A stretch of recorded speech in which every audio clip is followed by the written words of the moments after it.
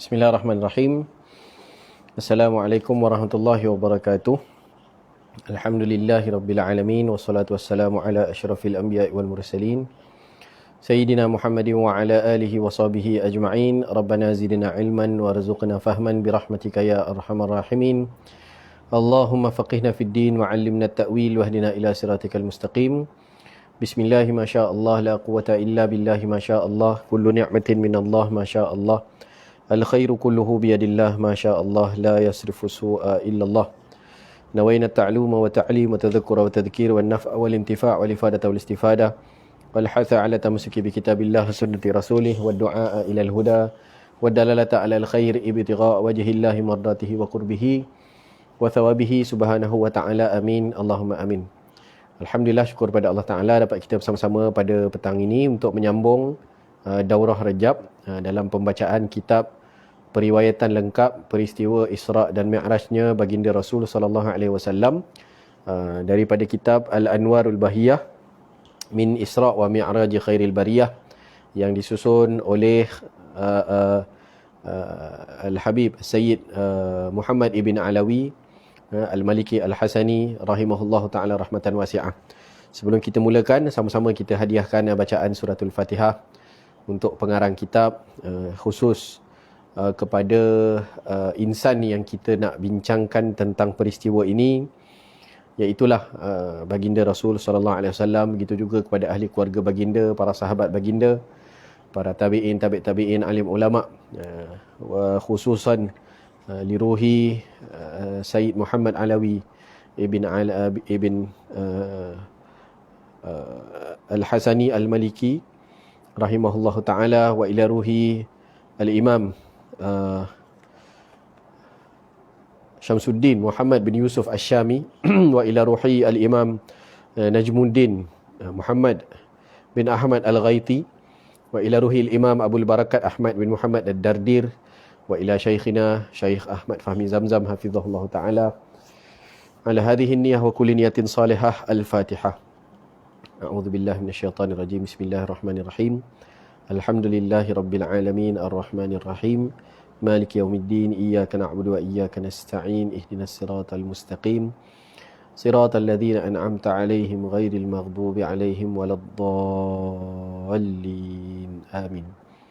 Alhamdulillah, syukur pada Allah Ta'ala dapat kita bersama-sama pada petang ini untuk menyambung pembacaan kitab Anwarul Bahiyah. Dan dalam sesi yang pertama semalam, kita telah mulakan mukaddimah berkenaan dengan dalil daripada Al-Quran tentang peristiwa Isra'. Maka pada petang ini kita akan sambung pada muka surat. Ada muka surat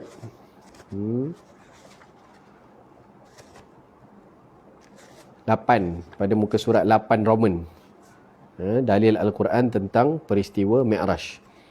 Baik, dan sebagaimana yang telah kita sebutkan, kitab ni ada lebih kurang 120 muka surat. Jadi untuk mengkhatamkan dalam tempoh 6 atau 7 hari, kita perlu baca 20 muka surat dalam seharilah.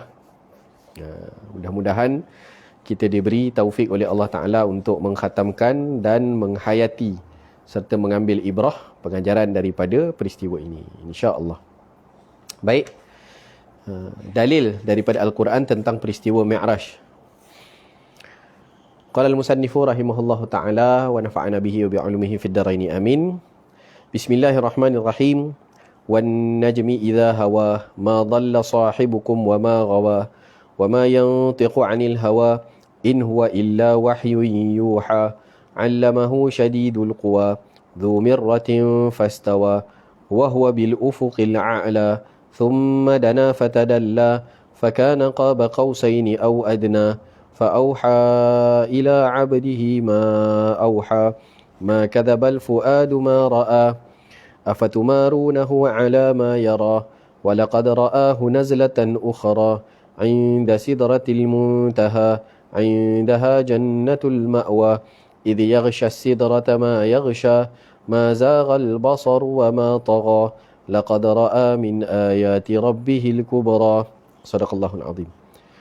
Yang bermaksud dengan nama Allah yang Maha Pemurah lagi Maha Penyayang, demi bintang semasa ia menjunam, rakan kamu Nabi Muhammad sallallahu alaihi wasallam yang kamu tuduh dengan berbagai tuduhan itu, tidaklah dia menyeleweng dari jalan yang benar, dan dia pula tidak sesat. Dan dia tidak memperkatakan sesuatu yang berhubung dengan agama Islam menurut kemahuan dan pendapatnya sendiri. Segala yang diperkatakannya itu, sama ada Al-Quran ataupun hadis, tidak lain hanyalah wahyu yang diwahyukan kepadanya. Wahyu itu disampaikan dan diajarkan kepadanya oleh malaikat Jibril yang amat kuat gagah, lagi yang mempunyai kebijaksanaan. Kemudian dia memperlihatkan dirinya kepada Nabi Muhammad sallallahu alaihi wasallam dengan rupanya yang asal, sedang dia berada di arah yang tinggi.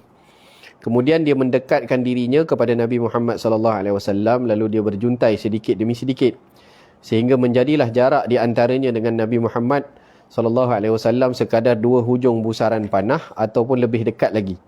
Lalu Allah Taala mewahyukan kepada hamba-Nya, yakni Muhammad sallallahu alaihi wasallam, dengan perantaraan malaikat Jibril alaihi salam, apa yang telah diwahyukannya.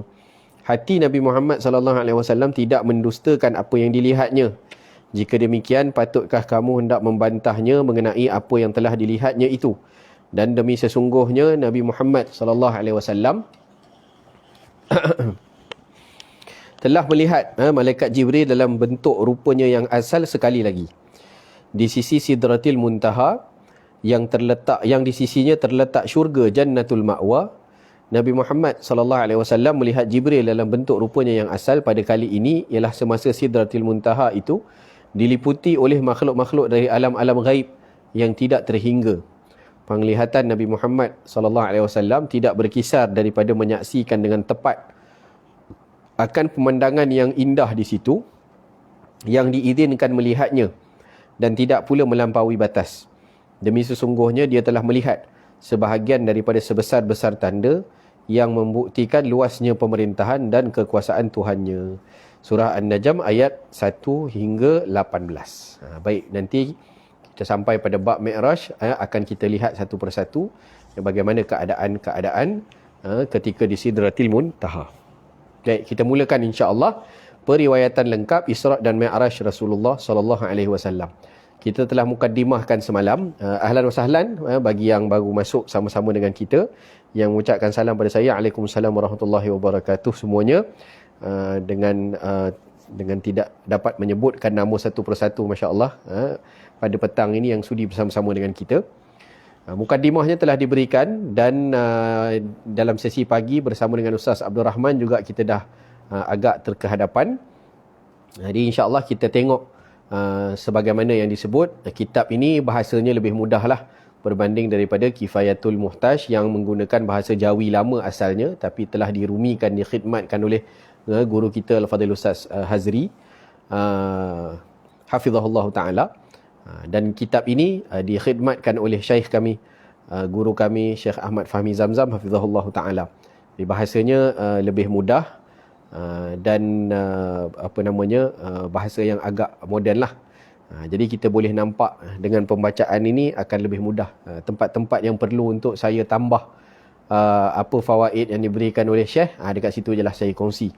Selebihnya kita go through saja, kita lalu saja, dan kita akan nampak dan dengan mudahlah bahasanya untuk kita fahami. Baik, dimulakan syekh datangkan dengan tema-tema ataupun dengan subtopik supaya kita dapat nampak bagaimana perbincangan-perbincangan yang ada. Itu bezalah sedikit dengan kitab Jawi lama, dia straight aja, nak noktah pun kadang-kadang tak ada kan. Bersambung pun bahasanya kadang-kadang huruf atau perkataannya bersambung. Jadi yang ini lebih mudah kerana dikategorikan ataupun di subtopik-subtopikkan perbahasan yang ada dalam periwayatan ataupun dalam peristiwa ini. Baik, yang pertama, Nabi SAW didatangi malaikat Jibril AS dan baginda SAW dibedah.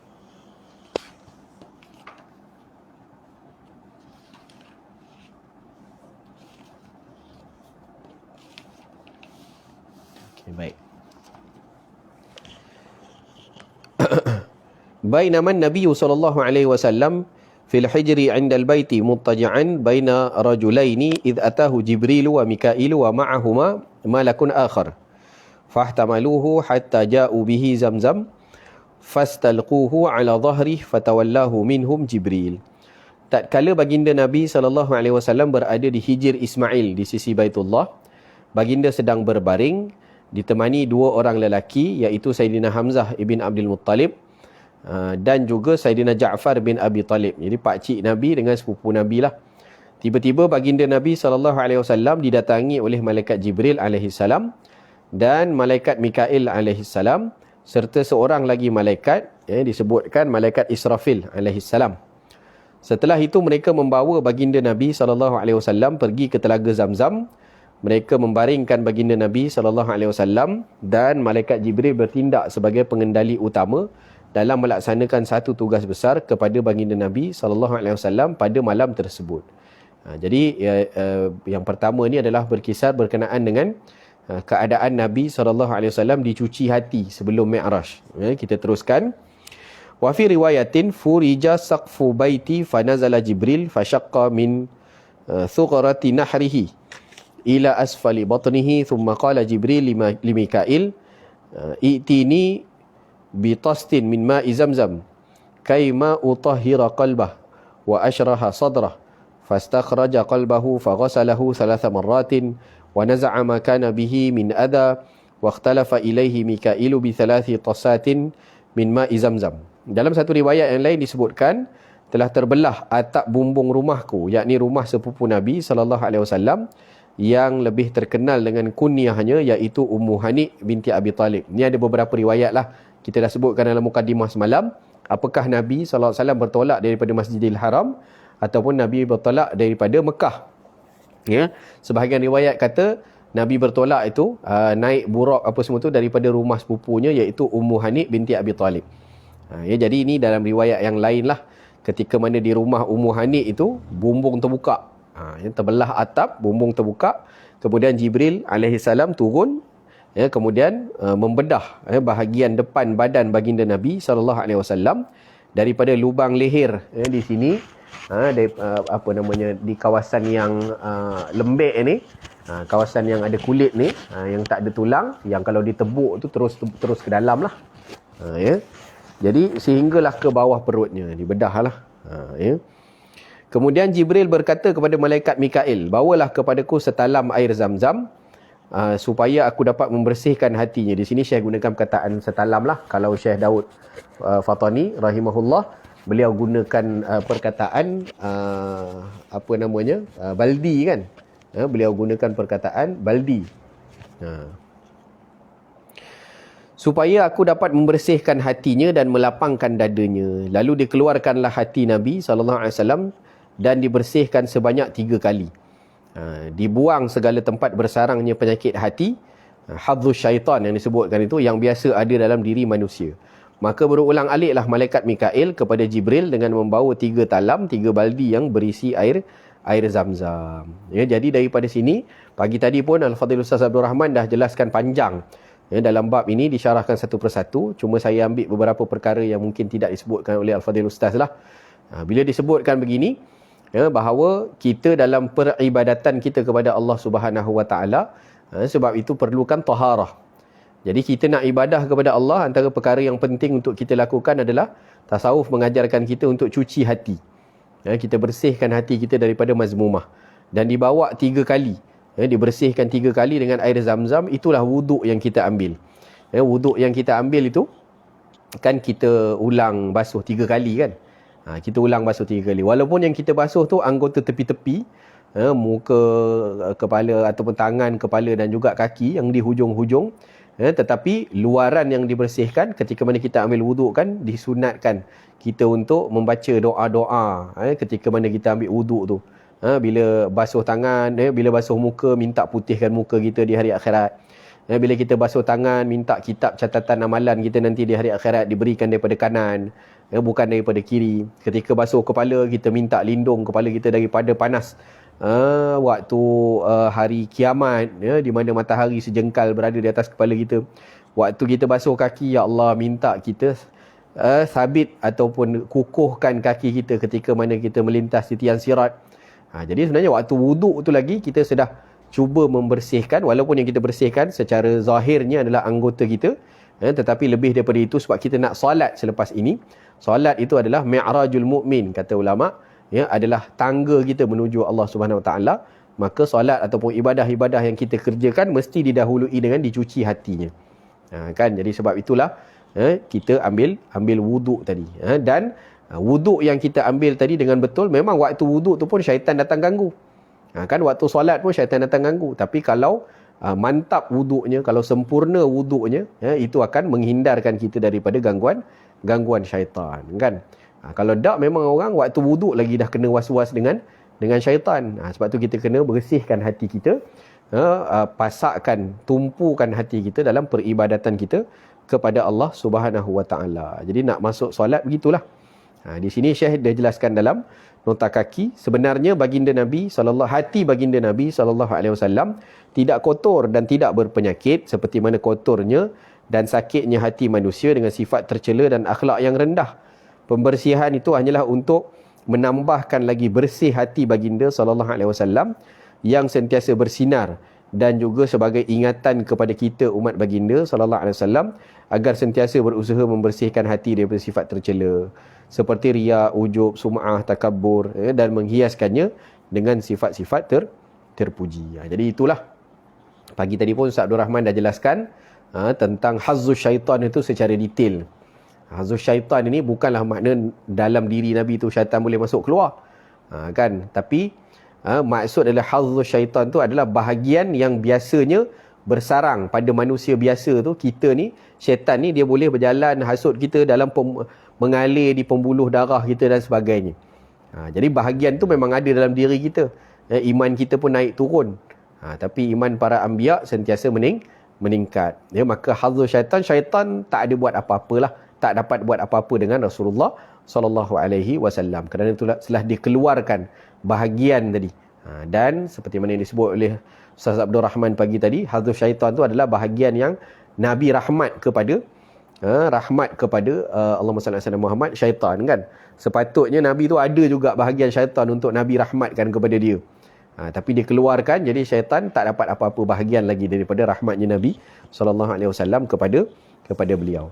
Kata Syekh, tujuan cuci hati ni nak bagi polish je lah. Bukan hati kotor macam kita. Ya, kotor, kita kena bersihkan.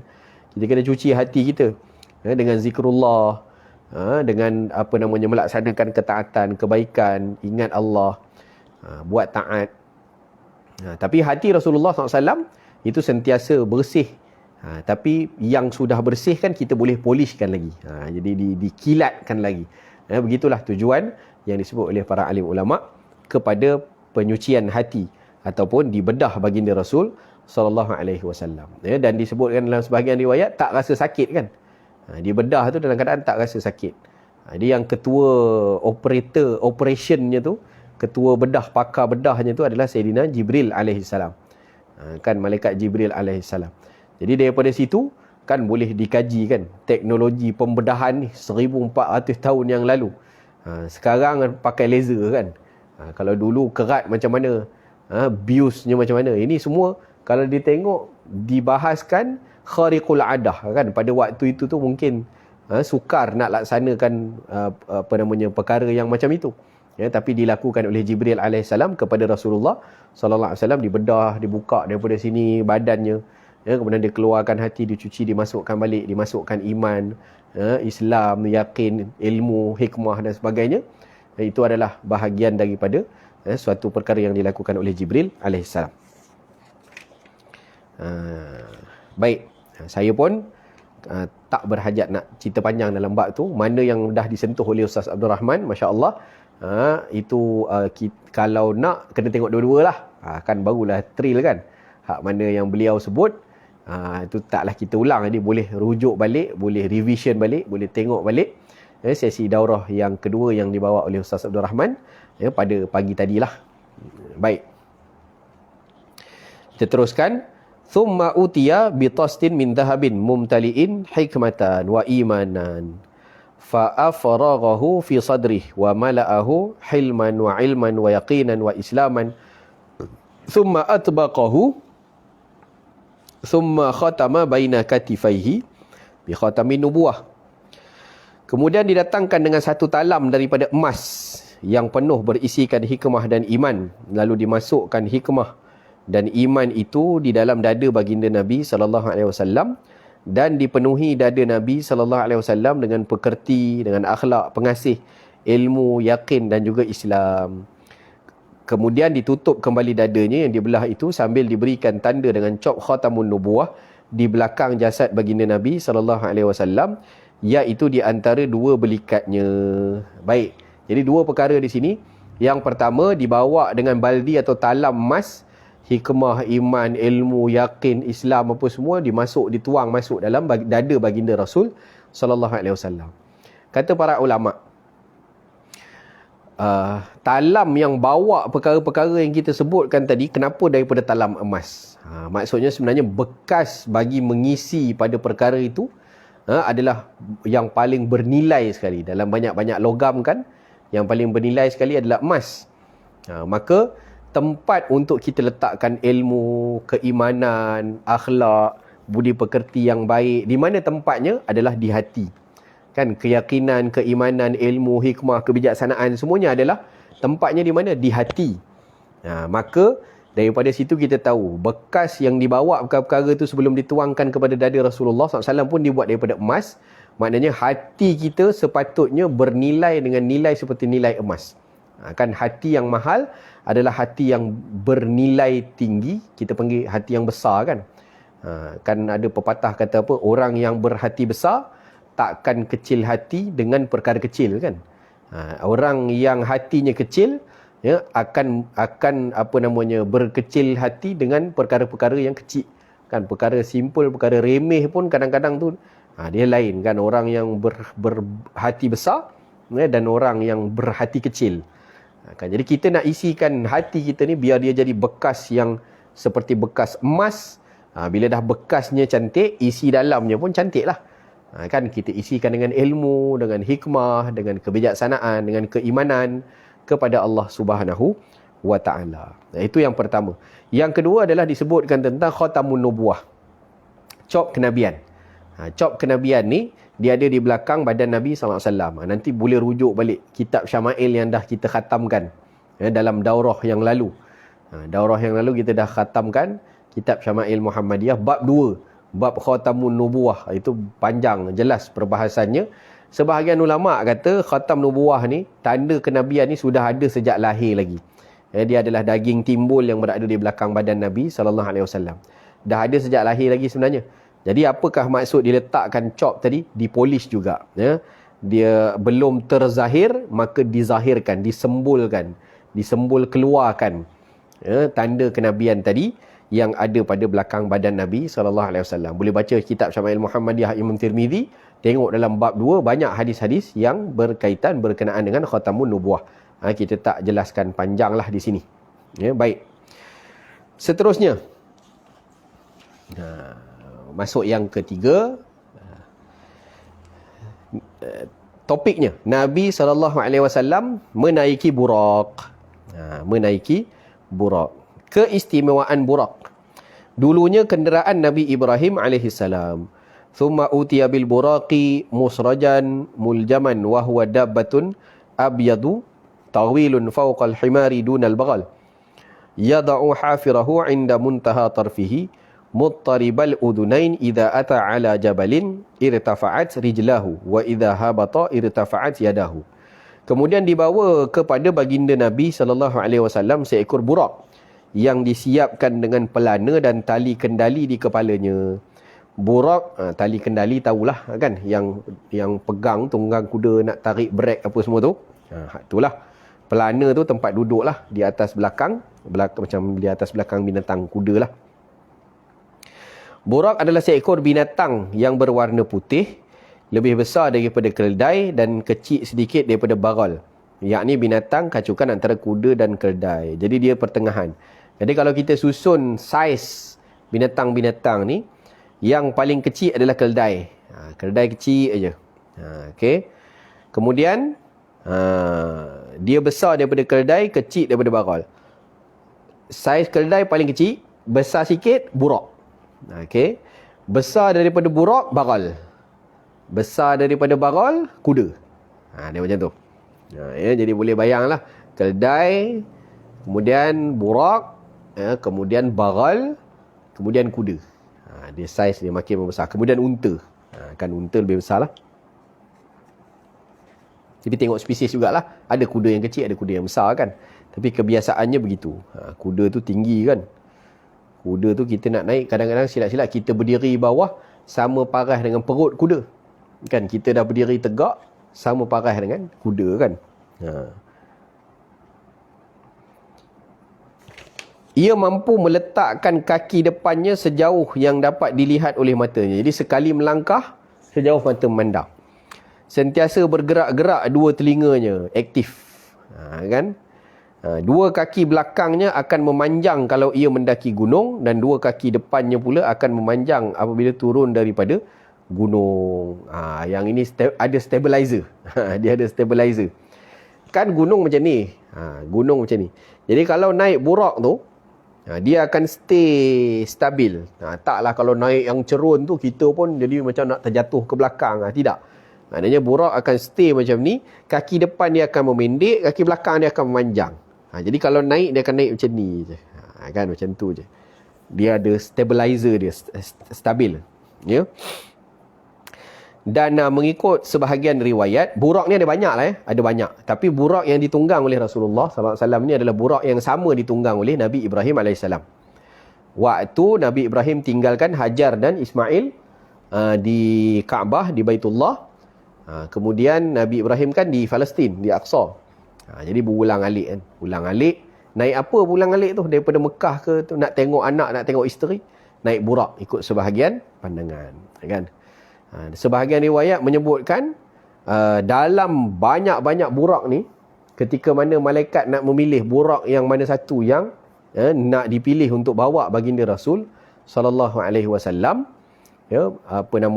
burak yang ini dipilih daripada banyak-banyak burak. Jibril tak tahu nak pilih yang mana kan. Jadi dia tengok ada seekor burak ni menangis. Kan seekor burak ni menangis. Jadi bila ditanya kepada burak ni, kata burak ini, aku dah lama dah dengar tentang Nabi Muhammad sallallahu alaihi wasallam. Tak tahu bila dapat jumpa, teringin sangat nak jumpa. Jadi dikabulkanlah hajat.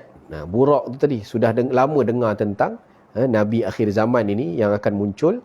Jadi dia rindukan Rasulullah sallallahu alaihi wasallam. Maka dipilih burak yang tersebut, yang mana burak itu burak yang sama membawa Nabi Ibrahim alaihissalam, iaitu datuk Nabi kita Nabi Muhammad sallallahu alaihi wasallam sendiri. Nabi Muhammad keturunannya sambung kepada Nabi Ismail, dan juga Nabi Ismail adalah anak kepada Nabi Ibrahim. Maka nanti kita akan tengok langit ketujuh. Cucu jumpa dengan datuk, kan? Jadi kalau kita lihat di situ bagaimana rindunya binatang dengan Rasulullah sallallahu alaihi wasallam, kita muhasabahlah pula bagaimana pula rindu kita kepada Rasulullah sallallahu alaihi wa ala alihi wasallam. Kan dalam sehari berapa kali kita dengar cerita Rasulullah sallallahu alaihi wasallam. Kan yang dengar, orang yang sama dengar pun petang ni, ustaz, apa saya sibuk baca 2 kitab, kan pagi tadi Ustaz Abdul Rahman dah cerita dah. Kan pagi tadi Ustaz Abdul Rahman dah cerita dah, Kifayatul Muhtaj cerita sama je. Kan kita bukan tengok cerita sama tu. Kita nak tengok insan yang kita kasih itu. Kan kisah tentang insan yang kita kasih, walaupun cerita dia sama, diulang tayang 3-4 kali kita tak puas. Kan kita tak puas menatap wajah insan yang kita kasihi. Kan mana pernah puas wajah yang penuh dengan kasih sayang. Tambah lagi kalau kita tahu kekasih kita itu sangat menyayangi kita. Maknanya setiap pertemuan dengan kekasih kita itu adalah satu perkara yang mengindahkan kita. Tapi bila cerita sampai pada Rasulullah sallallahu alaihi wasallam, dah cerita pagi tadi ustaz, sibuk nak cerita lagi petang ni, ulang benda sama je. Ulang benda sama pun saya tak kisah. Sebab apa? Yang kita nak ceritakan itu adalah baginda Rasul sallallahu alaihi wa ala alihi wasallam. Bagaimana rindu kita kepada Rasulullah? Kan itu yang kita nak polish. Itu yang kita nak. Biarlah sebut benda sama pun, benda sama tu tentang Rasulullah sallallahu alaihi wasallam. Kan itu pun setahun sekali je. Cerita pasal Isra' Mi'raj, kita cerita setahun sekali je. Apa ada sangat? Kan nanti masuk bulan Syaban lupa dah kisah ni. Kan? Tapi biarlah jadi kenangan. Bulan Rejab tahun ni 2 kitab kita khatamkan. Maknanya 2 kali cerita tu diceritakan. Seorang Ustaz Abdul Rahman cerita, seorang Ustaz Fahmi cerita. Kan? 2 kali cerita. 2 kitab kita baca. Kan? Dan hakikatnya kita pun nakkan ada hubungan kita dengan para alim ulama ni. Mereka dah tolong karangkan, himpunkan kitab ni untuk kita manfaatkan, untuk kita baca. Jadi kita manfaatkan, kita baca, dan mereka sering mendoakan kepada orang-orang yang baca kitab-kitab mereka, karya mereka. Kan kita nak masuk dalam bahagian daripada doa pengarang, doa penulis yang mendoakan kebaikan untuk orang yang meneliti hasil usaha kitab mereka. Kan, jadi kita nak manfaatkan, manfaat besar bagi kita. Kerana apa? Nak polish cinta dan rindu kita kepada baginda Rasul sallallahu alaihi wa ala alihi wasallam. Tak apalah, ulang. Pagi tadi dah dengar, petang ni dengar lagi, nanti kita ceritakan lagi pada anak-anak kita. Kan berulang lagi. Anak-anak kita besok pun nanti cerita pada anak-anak dia pula. Biarlah kisah dalam keluarga kita, dalam keliling kita tu berkisar tentang Rasulullah sallallahu alaihi wasallam. Itulah yang paling indah sebenarnya. Bila mana kita bawa Rasulullah sallallahu alaihi wasallam dalam hidup kita. Kan dalam 24 jam tu kita sembang lara banyak dah. Dalam 24 jam banyak. Waktu dia terjaga, hatta dah dalam mimpi pun ngigau lara lagi sembang. Mengarut-ngarut dia dalam mimpi, dalam ngigau. Kan biarlah ada sedikit masa, 1 jam pagi kita dengar tentang Rasulullah, 1 jam petang kita dengar tentang Rasulullah sallallahu alaihi wasallam dalam bulan Rejab, bulan haram, bulan mulia. Dengar pula cerita tentang insan paling mulia, Rasulullah sallallahu alaihi wasallam. Ini motivasilah untuk diri saya juga yang bercakap ni, yang tolong bacakan kitab ni untuk tuan-tuan. Tuan-tuan tolong dengar ayah. Kan tolong dengar, ambil ibrah, ambil manfaat.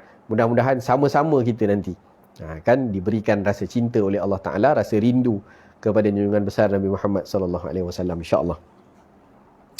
Baik, jadi cerita Burak tadi. Cerita Burak tadi adalah makhluk pilihan Allah untuk membawa insan yang terpilih. Terus, lahu janahani. Kita masih lagi membahaskan tentang sifat Burak. Lahu janahani fi fakhidaihi yahfizu bihima rijlaihi fastas'aba alaihi fawada'a Jibrilu yadahu ala ma'rafatihi thumma qala ala tastahi ya Burak fawallahi ma rakibaka khalqun akramu 'ala Allahi minhu. Dia mempunyai 2 sayap di kedua-dua pahanya yang dapat menguatkan pergerakan kedua-dua kakinya. Dengan sayap tersebut, baginda Nabi SAW menjadi sukar untuk mengenderai Burak yang dia berjalan ke sana kemari menunjukkan kebolehannya di hadapan Nabi SAW dan Jibril. Jadi mula-mula Nabi nak naik Burak tu, Burak ni uncontrollable. Dia berlari dah macam ke sana. Jadi Nabi nak naik tu pun macam binatang liar lah kan. Ni macam mana nak naik ni kan, berlari dia ke sana kemari. Jadi kata Syekh Fahmi Zamzam hafizahullah, Burak ini menunjukkan kesediaan dia. Panas enjin lah istilah dia. Panas enjin. Dia enjin dah panas dia, dah ready dah nak bawa. Dia tayang lah kan. Aku ligat ni, ready lah nak jalan, nak bawa. Itu yang pertama. Yang kedua adalah sebenarnya sebahagian ulama sebut kerana keterujaan Burak itu. Hajat dia sekian lama nak bertemu dengan Rasulullah sallallahu alaihi wasallam, selama ni dengan nama saja. Kerana keterujaan dia, hari ni aku dapat jumpa orang yang aku nanti-nantikan sekian lama nak jumpa. Macam kita tengok dululah anak-anak dara kita terkinja-kinja kat atas pentas jumpa artis K-pop yang dia sanjung-sanjung kan. Dah lama dah duk tengok daripada jauh je jongkok ni kan. Sekali jongkok datang Malaysia lah pula buat live. Kan dia dibagi tiket free pula. Jadi itu yang terkinja-kinja atas pentas, siap histeria lagi. Sebab apa? Sebab keterujaan bertemu dengan seseorang yang maknanya nak sangat dia jumpa. Jadi begitu sebenarnya kenapa Burak tadi tu uncontrollable ni, tak boleh nak dikawal kan. Dia tunjuk-tunjuk, satu nak tunjuk aku ni dah panas enjin dan dah ready dah ni nak bawa insan mulia ini. Kan satu lagi adalah kerana keterujaan dia bertemu dengan Rasulullah sallallahu alaihi wasallam. Lalu Jibril memegang kepala Burak dengan tangannya seraya berkata, "Wahai Burak, tidakkah engkau malu memperagakan kebolehanmu itu?" Maksud dia tegur dia Jibril. Relax sudahlah. Ini apa ni yang menggelabah ni? Kelang kabut orang nak naik susah ni kan. Janganlah tunjuk terror sangat kat sini. Ini Nabi ni nak naik kamu pun susah ni. Kamu duduk ke sana kemari macam ni. Ditegur dia Jibril kepada Buraq. Tahukah kamu bahawa demi Allah tidak ada seorang makhluk pun yang menunggumu, yang menunggangmu, yang lebih hebat dan lebih mulia di sisi Allah daripada baginda Nabi sallallahu alaihi wasallam. Allah, ya. Yang nak naik ni bukan calang-calang orang lah. Yang kamu nak bawa ni bukan orang kampung, bukan orang biasa-biasa ni. Yang ini tak ada manusia yang lebih mulia daripada insan ini. Yang nak tunggang kamu ni. Fastahya hatta rafadda araqan wa qarra hatta rakibaha wa kanatil anbiya'u tarkabuha qablahu wa qala Sa'id bin al-Musayyib ghairuhu wa hiya dabbatu Ibrahim allati kana yarkabu 'alaiha lil baitil haram. Buraq pun diam setelah ditegur begitu sampai mengalir peluh di badannya lantaran merasa malu dengan sikapnya yang kurang sopan itu. Setelah Buraq tenang, maka dapatlah dengan mudah baginda Nabi SAW menaikinya. Dan Buraq ini juga menjadi kenderaannya para Nabi sebelum baginda SAW. Al-Imam Sa'id bin Musayyib radhiyallahu anhu dan juga selainnya menyebutkan bahawa Buraq itu adalah kenderaan Nabi Ibrahim AS yang baginda mengenderainya ketika berangkat dari Palestin menuju ke Baitullah, yakni di kota Mekah, setiap kali berkunjung untuk menjenguk melihat isterinya Siti Hajar alaihissalam. Siti Hajar isteri muda lah. Nabi Ibrahim kan kahwin dua. Yang pertama Siti Sarah kan. Tak ada anak. Kemudian kahwin dengan Siti Hajar, dapat Nabi Ismail alaihissalam. Dan putera kesayangan Nabi Ibrahim. Itu masuk nanti bulan Zulhijjah. Kan kita cerita tentang korban kan. Pengorbanan Nabi Ismail dan pengorbanan Nabi Ibrahim. Anak yang disayangi itu diuji oleh Allah Subhanahu Wa Taala, disuruh Nabi Ibrahim sembelih Nabi Ismail kan, dalam keadaan lama tak dapat zuriat, kemudian dapat zuriat, kemudian dah sampai boleh tolong, dah membesar dengan baik apa semua, Allah Taala nak uji apakah anak yang lebih kamu sayang ataupun perintah aku yang kamu junjung. Itu sampai biasa dalam bab sampai pada bulan haji ataupun bulan Zulhijjah, biasanya akan dibahaslah tentang peristiwa korban. Ya. Kemudian fantalaqa bihi Jibril wa huwa an yaminih wa Mikail an yasarih wa 'inda ibni Sa'din wa kana al-akhidhu bi rikabihi Jibril wa bi zimamil buraqi Mikail. Maka berangkatlah malaikat Jibril membawa baginda Nabi SAW dengan buraq itu.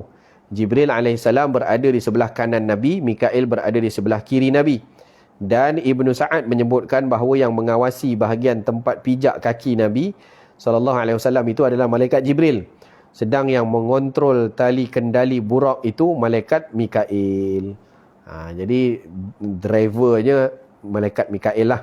Yang kontrol daripada tepi tempat pijak kaki itu adalah daripada tepi yang duduk di kanan Nabi adalah malaikat Jibril. Kemudian yang kawal tali kendali itu adalah malaikat Mikail. Jibril ni 600 sayap dia. Satu sayap dia cukup untuk menutupi ufuk timur hingga ke barat. Dibuat dari cahaya kan. Nabi pernah tengok 2 kali kan. Itu pun dah dibahaskan pagi tadi. Baik, kita terus kepada topik yang seterusnya. 4 persinggahan Nabi SAW. 4 persinggahan Nabi SAW. Jadi kenapa kena ada singgah ni? Singgah ni waktu bila ni? Waktu dah bertolak lah. Waktu perjalanan Isra'. Isra' tu daripada Mekah ke Baitul Maqdis. Atau Muqaddis. Baitul Maqdis atau Muqaddis, mana-mana pun boleh.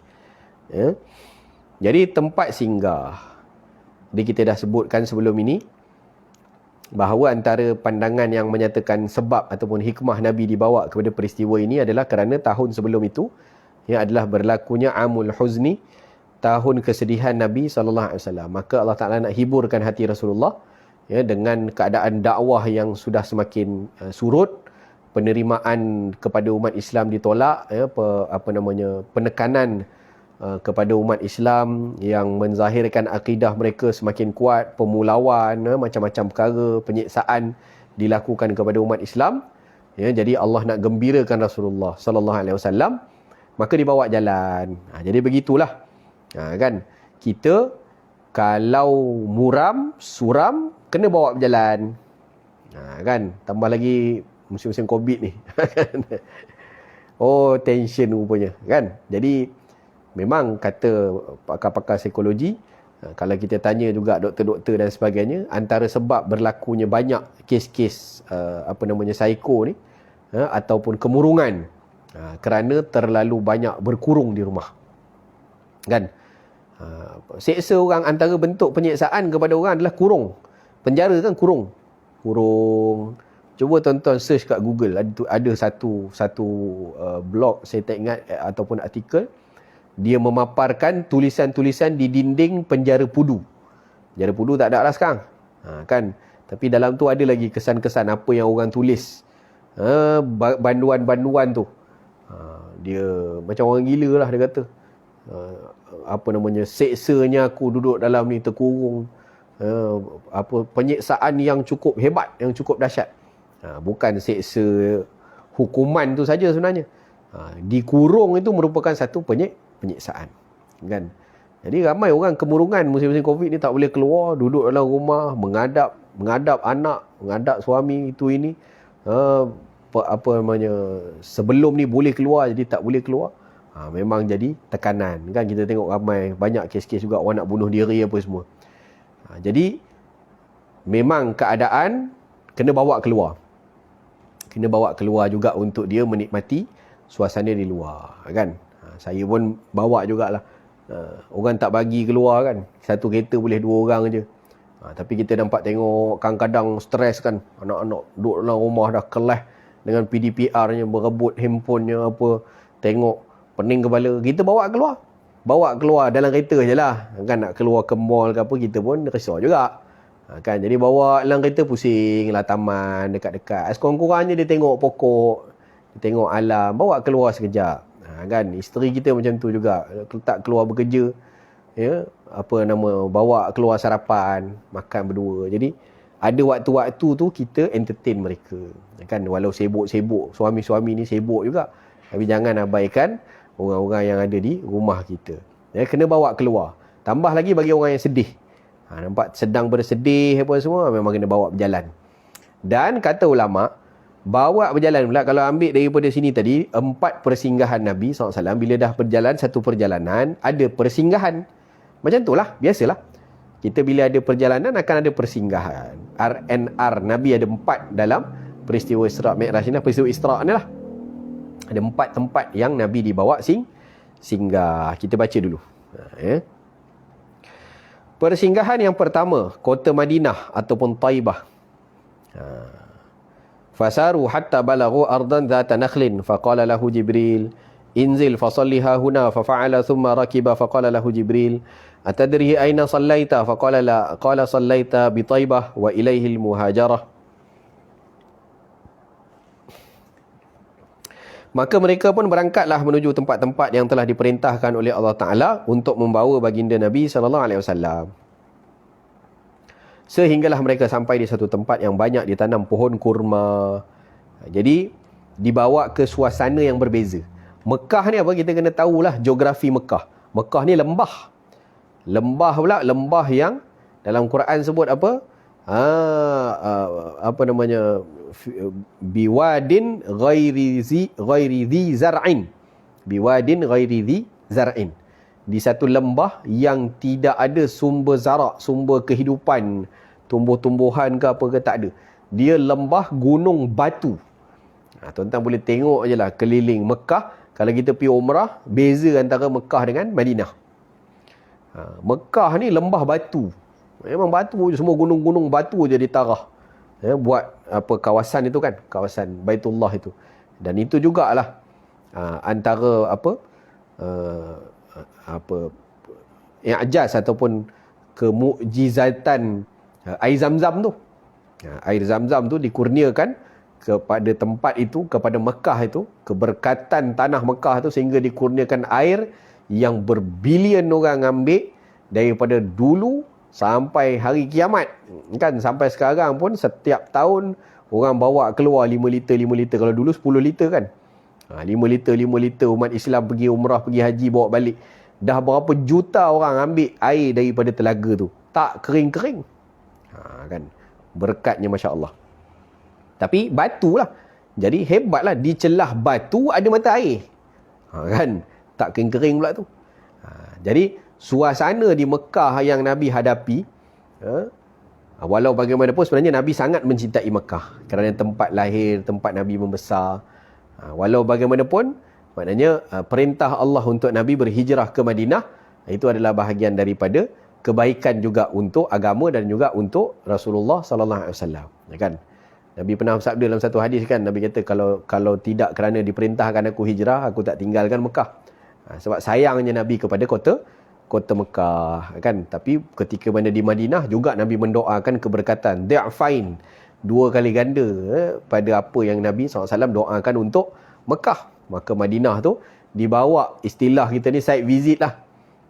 Sebelum siap projek dibawa dulu site visit. Ini besok kamu akan duduk di sinilah.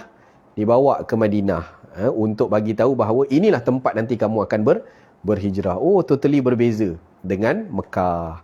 Mekah adalah batu batan, penduduknya pun perangai keras. Perangai ahli Mekah ini agak keras sikit berbanding daripada ahli Madinah. Orang-orang Ansar ni orangnya lembut. Kalau kita teliti belajar hadis-hadis, sangat berbeza suasana kehidupan Muhajirin dan juga kehidupan Ansar. Sangat totally berbeza lah, kerana geografi tu biasanya akan menyebabkan cara hidup sesuatu tempat itu ataupun sesuatu penduduk di situ akan berubah mengikut cara hidup geografi setempat lah. Kan? Baik, panjang pula cerita kat situ. Jadi banyak pokok kurma, istilah dia kebun lah. Kebun kan. Jadi Madinah ni adalah satu tempat yang penuh dengan tanaman kurma. Yang ini pun kita dah nak 50 hari lagi nak Ramadan ni. Sibuk dah masing-masing cari kurma ajwa untuk kita buka puasa ni. Jadi kawan-kawan kita pun banyak dah kata-kata dah jual kurma ni. Time-time macam ni kan. Jadi bila duduk kat kebun ni kan tenang sikit lah. Kita pergi duduk kebun, duduk kat dusun kan sedap kan. Dapat tengok buah, makan buah. Di kawasannya pun landai. Kita tengok dekat Madinah kan, rata je. Gunung kalau kita pergi pun Gunung Uhud lah. Itu pun ziarah kan. Jauh sikit daripada Masjid Nabawi. Kena pergi naik trengko, kena pergi naik van kan. Baik. Kemudian Jibril AS memerintahkan Nabi SAW turun di situ. Jibril pun berkata, turunlah engkau, solatlah di sini. Solat mengikut cara solat yang lama lah. Mengikut milah Ibrahim, mengikut keadaan yang lama. Solat 2 waktu saja. Ni belum dapat kefarduan solat yang 5 waktu tu lah. Nanti sampai pada Mi'raj, kita akan sampai part dia. Nabi SAW mengerjakan apa yang diperintahkan kepadanya dengan senang hati. Kemudian menaiki semula burak. Nabi solat 2 rakaat, kemudian naik burak. Jibril pun bertanya kepada Nabi SAW, tahukah engkau di mana engkau semayang tadi? Nabi SAW berkata, saya tidak tahu. Jibril berkata, kamu telah sembahyang di kota Taibah, kota Madinah, dan di sana nanti akan menjadi tempat hijrahmu dan juga tanah perkuburanmu. Jadi Nabi dah tahu dah. Daripada awal lagi, masa belum sampai di Madinah lagi, Nabi dah tahu yang satu hari Nabi akan pindah ke Madinah, hijrah ke Madinah, dan situ Nabi akan meninggal, akan wafat. Jadi kalau kita baca Syama'il kan, bab 11 bab wafat Rasulullah SAW, kan ada lah tu Sayyidina Umar kan macam tak boleh terima kan. Tak boleh terima. Kemudian para jenazah Nabi ni disimpan 2 hari. Maknanya sahabat blur apa yang kita nak buat dengan jenazah Rasulullah. Selama ni uruskan orang aja. Kan Nabi minta tanam di bakit saja. Yang ini Nabi SAW sendiri yang selalu bagi panduan, Nabi tu dah tak ada. Macam mana kita nak urus Nabi? Nak bawa balik tempat lahirnya ke, asalnya ke Mekah ke, nak tanam kalau di Madinah tanam, nak tanam di mana, di bakit ke, ataupun di bersama-sama syuhada Uhud ke. Yalah, tak tahulah. Macam mana keadaan. Jadi sahabat-sahabat jadi blur kan. Kami tak boleh nak fikir, tak tahu macam mana keadaan Rasulullah ni. Jadi Sayyidina Abu Bakar lah yang mengingatkan balik kan segala-galanya tentang apa yang pernah disabdakan oleh Rasulullah sallallahu alaihi wasallam. Termasuklah bahagian hadis ini. Kan Nabi kan waktu hijrah dulu Nabi dah cerita. Sebelum Nabi hijrah lagi waktu Isra' Mi'raj dah cerita yang Madinah ni akan jadi tempat ditanam. Madinah ni akan jadi tempat wafat Rasulullah. Maknanya Rasulullah memang akan wafat. Kan Sayyidina Abu Bakar, kalau kita baca tu memang sangat inilah kisah tentang kewafatan Rasulullah ni. Kan wa ma Muhammadun illa rasulun qad khalat min qablihi rusul kan. Afa immata au qutila in qalabtum ala aqabikum. Tidaklah Muhammad itu melainkan salah seorang daripada utusan yang mana sebelum-sebelumnya mendahuluinya adalah beberapa orang rasul, utusan. Apakah apabila Muhammad itu wafat ataupun terbunuh, kamu nak berpaling keluar daripada agama kamu? Itu ayat Quran turun.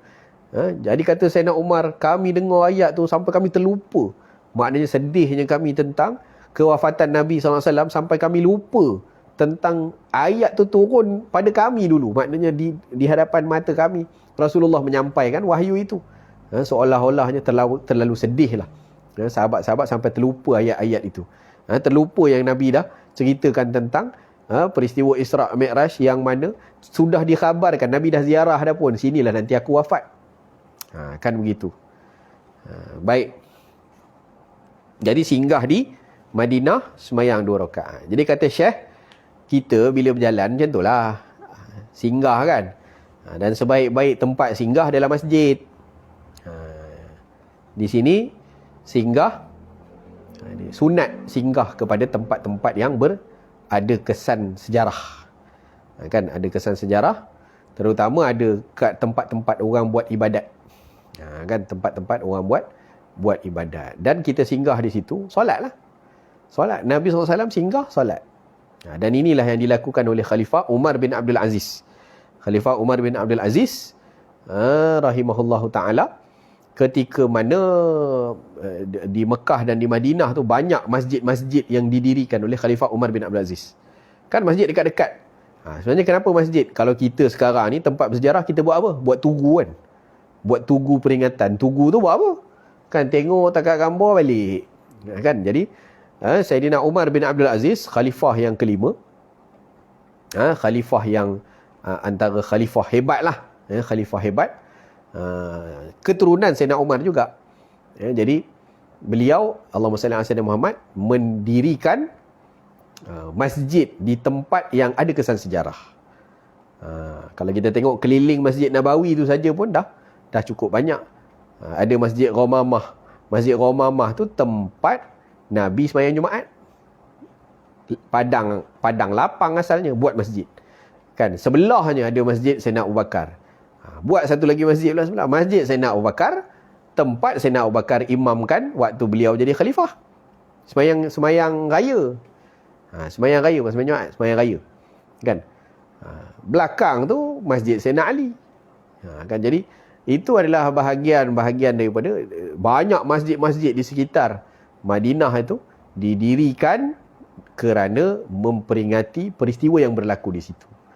Jadi nak bagi tahu pada kita, bila kita berjalan bermusafir, singgah masjid, singgah janganlah kencing aja. Kita singgah bagi tu, bagi najis. Kan singgah ialah singgah basuh berak anak lah, dah lah tumpang kencing, tolong rosakkan masjid pula lagi. Itu pun satu hal juga kan. Habis masjid buat pengumuman time sembahyang Jumaat, tandas kita, tolong tuan-tuan pesan.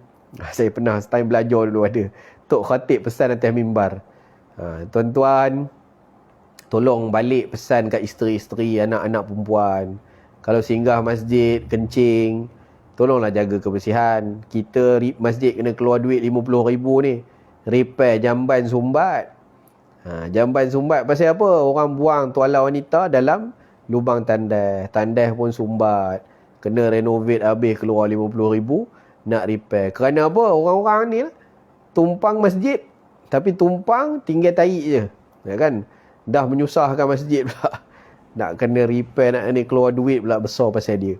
Kita sepatutnya singgah masjid ataupun singgah tempat-tempat yang ada asar-asar orang buat ibadah ataupun perkara-perkara bersejarah dalam Islam.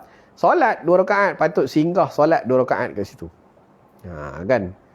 Tapi itulah pula masalah dia. Kita kalau buat dekat sana, dia pun kata syirik pula. Kan? Ni apa ni, ambil berkat tempat ni, nak semayang pula kat sini, menyembah pula dia. Kan? Kita sembah Allah. Tapi tempat yang ada kesan-kesan ataupun athar al-ibadah. Inilah payah juga orang skeptikal kan. Pandang buruk je ke kita. Cepat aja, apa-apa semua nak syirik saja. Buat sesuatu syirik. Yang tu yang masalah.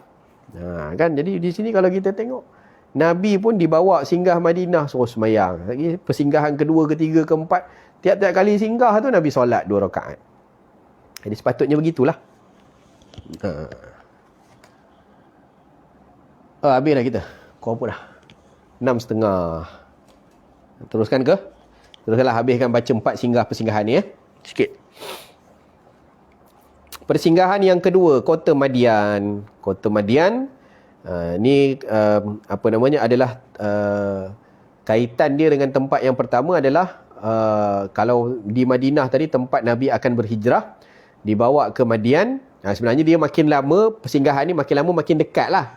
Makin lama makin dekat dengan Baitul Maqdis. Sebab dia bawah kan. Perjalanan di bawah. Kan.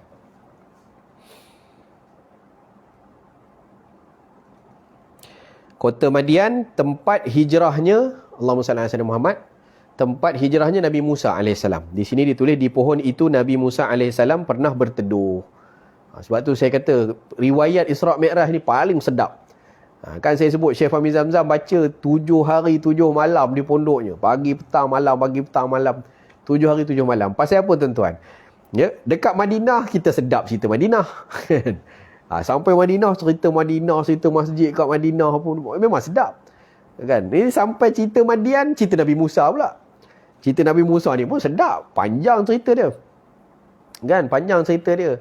Macam mana Nabi Musa lari daripada kejaran Firaun. Ya, setelah Nabi Musa tumbuk salah satu daripada kaumnya Firaun. Ketika mana ada 2 orang lelaki ni bergaduh. Seorang ni kaum Nabi Musa, Bani Israel. Hak seorang ni lagi kaumnya Firaun bergaduh. Jadi bila bergaduh, Nabi Musa menyebelahi kepada Bani Israel ni, ya, kemudian ditumbuknya lelaki daripada kaumnya Firaun tu mati. Tu kata power penumbuk Nabi Musa ni. Sekali tumbuk mati. Sekali tumbuk mati. Jadi bila sampai berita tu kepada pengetahuan Firaun, jadi Firaun nak kejar, adalah orang nasihatkan kepada Nabi Musa, aku nasihatkan kamu, larilah sebelum Firaun sekarang memang tengah cari kamu, memang dia war-war kan, wanted ni, larilah dulu, selamatkan diri, aku ni menasihati kamu. Ni kisah ni semua ada dalam Quran. Kalau tak salah saya, surah Qasas.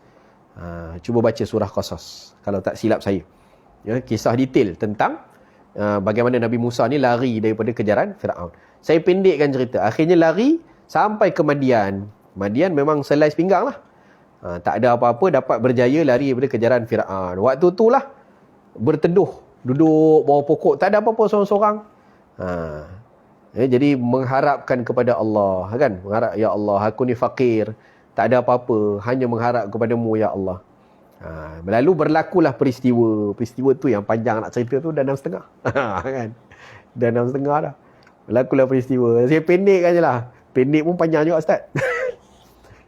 Saya pendekkan. Ya. 2 orang anak Nabi Syuaib lalu di hadapan, bawa binatang ternak. Nampak tengah tunggu orang lelaki ambil air daripada perigi. Sebab dia perempuan. Ayahnya Nabi Syuaib dah uzur. Jadi anak perempuan dia 2 orang hak yang bawa binatang-binatang ternakan. Jadi Nabi Musa pun offer bantuan. Kalau tunggu ni sampai bila pun tak habis lah kan. Tak apalah, mai sini aku bawakan binatang-binatang ni. Maknanya masuk sekali lah dengan orang-orang lelaki yang berebut-rebut ambil air daripada telaga tu, daripada perigi tu. Jadi diselesaikan kerja tadi tu oleh Nabi Musa kepada anak-anak Nabi Syuaib. Bawa balik, cerita kat Nabi Syuaib. Kemudian kata, senang kerja kami lah. Nabi Syuaib pelik lah, selalu kamu paling lambat balik. Sebab kalau tunggu laki habis, lambatlah habis kan. Tapi hari ni balik awal pula korang-dorang. Oh, ayah, ada orang tolong kami tadi. Ayah ambil dia kerja lah, senang ya. Kami hari ni kerja senang betul. Sebab laki gagah, dia pun jujur. apa semua. Jadi pendek cerita, Nabi Syuaib pun hantar anak dia panggil, nego, bincang dengan Nabi Musa, kerja dengan Nabi Syuaib 8 tahun plus 2 tahun, 10 tahun. Dan Nabi Syuaib kahwinkan dengan salah seorang daripada anak Nabi Syuaib. Maka 10 tahunlah dia duduk, Nabi Musa AS duduk dengan Nabi Syuaib. Lepas tu nanti barulah balik semula ke Mesir. Barulah berhadapan dengan Fir'aun untuk sampaikan teguran, dakwah, suruh dia beriman dan sebagainya. Itu cerita panjang lah. Cerita tu detail boleh baca dalam kisah Nabi Musa di Madian. Jadi Madian ni di satu pokok lah dia berteduh. Tempat hijrah dia lari kan. Daripada Mesir tu hijrah dia kerana nak selamatkan diri daripada kejaran Fir'aun. Ya. Oh, Masya Allah. Cik Azrin kita. Dulu balik dari Palestin pernah pergi gunung yang ada kisah sejarah Nabi Musa. Masya Allah. Okey. Boleh ya? Kita baca persinggahan kedua saja. Fantalaqal buraqu yahwi bihi yada'u hafirahu haitsu adraka tarfuhu. Faqala lahu Jibril inzil fasalliha huna fafa'ala thumma rakiba. Faqala lahu Jibril atadri aina sallaita? Qala la. Qala sallaita bimadyan inda syajarati Musa. Maka bergeraklah burak dengan pantas sekali sejauh mana matanya dapat melihat. Maka di tempat itulah kaki depannya berlabuh. Sehinggalah mereka sampai di satu tempat. Lalu Jibril berkata kepada Nabi SAW, turunlah engkau di sini pula. Kerjakanlah sembahyang. Maka Nabi pun melakukan perintah Jibril. Kemudian menaiki semula burak. Jibril berkata kepada Nabi, tahukah di mana engkau solat tadi? Nabi SAW menjawab, saya tidak tahu wahai Jibril. Jibril berkata, Jibril ni tour guide lah. Kan dia jadi murabbinya Rasulullah SAW. Jadi kata para ulama, begitulah kita dalam perjalanan, dalam kita salik ilallah, perjalanan menuju Allah, kena ada orang yang guide kita, kena ada syaikh yang bimbing kita, ada murabbi yang bimbing kita untuk bawa kita menuju Allah. Jadi di sini perjalanan Nabi SAW dalam Isra' Mi'raj dipimpin, diguide oleh Jibril AS. Kata dia, aku tak tahu wahai Jibril. Jibril berkata, engkau tadi solat di kota Madian, berdekatan dengan sebatang pohon yang pernah berteduh oleh Nabi Musa di bawahnya ketika dia lari meninggalkan negeri Mesir. Jadi itu kisah yang telah kita shortcutkan tadilah. Kisahnya panjang. Boleh baca detail kisah tu dalam tafsir Quran, surah Al-Qasas. Okey, kita berhenti dulu pada 2 persinggahan. Nanti kita akan sambung esok insya-Allah pagi. Esok pagi sebagaimana yang dimaklumkan, Ustaz Abdul Rahman akan ambil petang untuk bacaan Kifayatul Muhtaj pada jam 3 petang. Dan saya akan ambil pada waktu pagi pada jam 9 pagi insya-Allah. Wallahu taala a'la wa a'lam wa azza wa jal wa sallallahu ala sayyidina Muhammadin wa ala alihi wa sahbihi wa baraka wa sallam. Terima kasih kepada semua yang bersama-sama pada petang ini. Jazakumullah khairal jazak ala husni istima'ikum. Mudah-mudahan ada manfaat daripada pertemuan kita pada petang ini. Assalamualaikum warahmatullahi wabarakatuh.